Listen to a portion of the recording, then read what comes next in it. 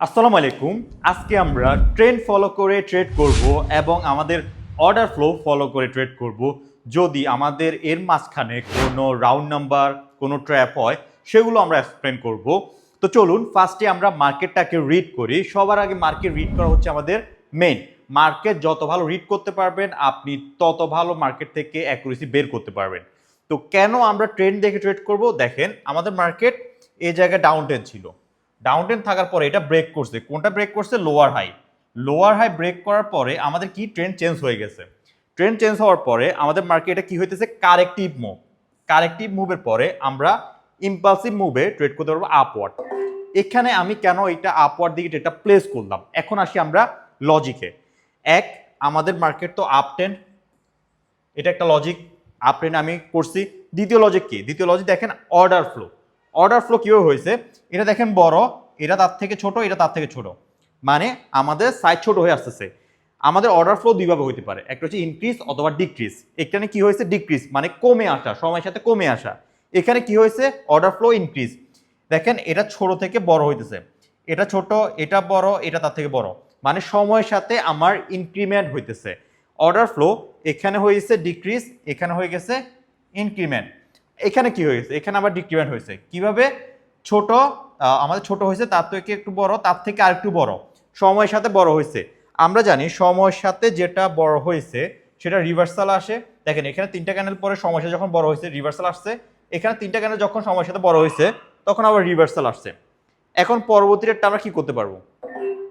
পরবর্তী রেটটাও আমরা এখানে আপওয়ার্ড করতে পারবো। কেন আপওয়ার্ড করতে পারবো? আসি এবার লজিকে। এখানে বাইং সাইডটা কেমন? স্ট্রং। সেলিং সাইডটা কেমন? স্ট্রং। পিছনে আমার সেলিং সাইডটা কেমন ছিল? উইক ছিল। এবং বাইং সাইডটা কেমন ছিল? স্ট্রং ছিল। যদি বাইং সাইডটা স্ট্রং থাকে, বাইং সাইড স্ট্রং এবং সেলিং সাইডটা স্ট্রং ছিল, সেলিং সাইডটা স্ট্রং ছিল। আমরা জানি স্ট্রং ভার্সেস স্ট্রং কি হয়? রেঞ্জিং হয়, রেঞ্জিং হওয়ার চান্স থাকে। তো আমরা এখানে যখন রেঞ্জিং হওয়ার চান্স থাকবে, তো সেক্ষেত্রে আমরা কিসের ভিত্তি ক্রিয়েট করছি? বাইং সাইডটা স্ট্রং ছিল। আমরা জানি একটা স্ট্রং ক্যান্ডেল এবং তার সাথে যদি আরেকটা স্ট্রং ক্যান্ডেল হয়ে যায় সেটা একটা স্ট্রং মার্কেট আমরা আইডেন্টিফাই করতে পারবো, বলতে পারবো।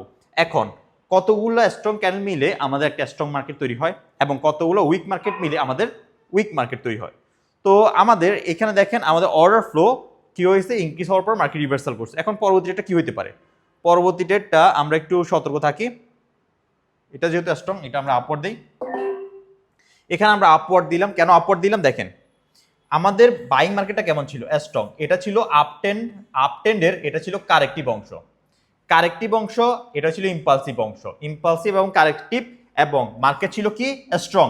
যেহেতু আপটেন্ড মার্কেট, মার্কেটের ধর্ম থাকবে আপওয়ার্ডে যাওয়ার। তো সেটার ক্ষেত্রে আমরা মার্কেট ধর্ম অনুযায়ী আমরা আপওয়ার্ড দিয়ে এটা প্লেস করলাম।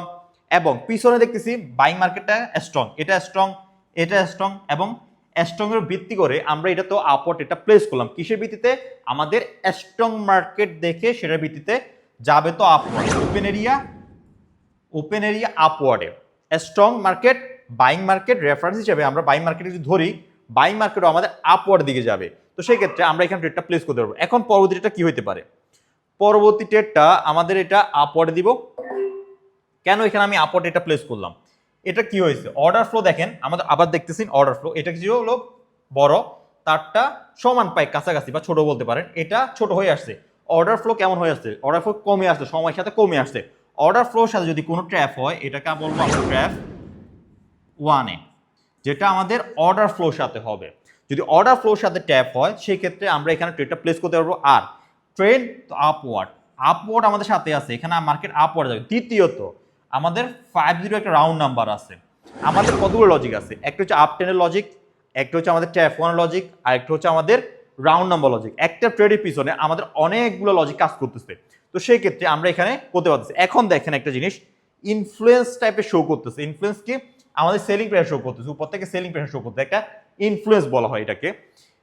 ইনফ্লুয়েন্স যেহেতু হইতেছে আর সময়ের সাথে আমাদের বাইং সাইডটা উইক হয়ে আসতেছে, তো এই ক্ষেত্রে এই ক্যান্ডেলে আমরা কেয়ারফুল থাকবো। কেয়ারফুল বলতে এই ক্ষেত্রে আমরা আপওয়ার্ড করতে পারবো, কিন্তু ক্যান্ডেলটা ছোট হইতে পারে, যেহেতু এই ক্যান্ডেলটা এই ক্যান্ডেলের ভিতরে উইক, মানে ডেড হয়ে গেছে। এই ক্যান্ডেল উইকের ভিতরে এই ক্যান্ডেলটা ডেড হয়ে গেছে। তো সেই ক্ষেত্রে আমরা এটা রেড হইতে পারে, চান্স খুবই হাই থাকবে। আমরা এটাতে একটু সেফটি মার্জিন দেখে আপওয়ার্ড দিব। ওকে ফাইন, একটু নিচে আসলে আপওয়ার্ড দিতে পারবো, যদি না পাই আমরা ছেড়ে দিব। ওকে পেয়েছি। আমরা এখানে আপওয়ার্ড দিকে ডেটা প্লেস করলাম। আপওয়ার্ড দিকে কেন ডেটা প্লেস করলাম, এই ক্যানেলটা নর্মালি এসব জায়গায় যখন ইনফ্লুয়েন্স শো করে, উপর থেকে সেলিব্রেট শো করে, আশেপাশে জায়গায় ছোট্ট একটা ক্যানেল করতে পারে, ছোট্ট একটা গ্রিন ক্যানেল করতে পারে, ম্যাক্সিমাম টাইমে ছোট একটা ক্যানেল করে ম্যাক্সিমাম টাইমের ক্ষেত্রে, যেটা পিছনে বাইং কিন্তু স্ট্রং থাকা সত্ত্বেও সবাইকে এটা আমাদের সেলিং প্রেশার শো করে আমাদের এই জায়গায় একটা ছোট্ট বাইং করে তারপর মার্কেট সেলিং আসে। এসব ক্ষেত্রে এটাকে বলা হয় যে অ্যাবসেন্ট বলা যায়। এই লজিক হচ্ছে অ্যাবসেন্টের। তো দেখেন আমরা এটাতে উইন।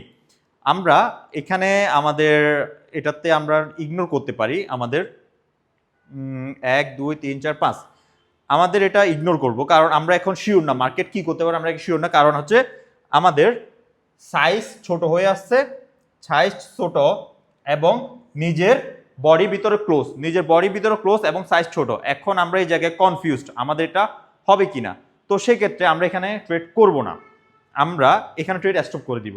জানি না মার্কেট এখানে আসবে নাকি উপরে চলে যাবে, কারণ এখানে বাইং সাইড আমাদের উইক হয়ে গেছে এবং মার্কেট তো আপওয়ার্ড যাওয়ার কথা, আপ টেন, যেহেতু উইক হয়ে গেছে সেই জায়গায় আমরা এখন হাত না দিয়ে আমরা ট্রেডটা এই জায়গায় স্টপ করে দিব এইসব ক্ষেত্রে, আপনার এইসব সিনারিওতে। তো আশা করি আজকে আপনারা অনেকে শিখতে পারছেন এবং বুঝতে পারছেন এভাবে যদি আপনারা ট্রেড করেন আপনাদের অ্যাকুরেসি অনেক বেশি হবে এবং আপনারা নিজে এভাবে করে অনেক ভালো প্রফিট করতে পারবেন নিজে ট্রেড করে। আমি যেভাবে ট্রেড করছি নিজেরাও এভাবে ট্রেড করবেন, প্র্যাকটিস করতে করতে আমার মতো ট্রেড করতে পারবেন।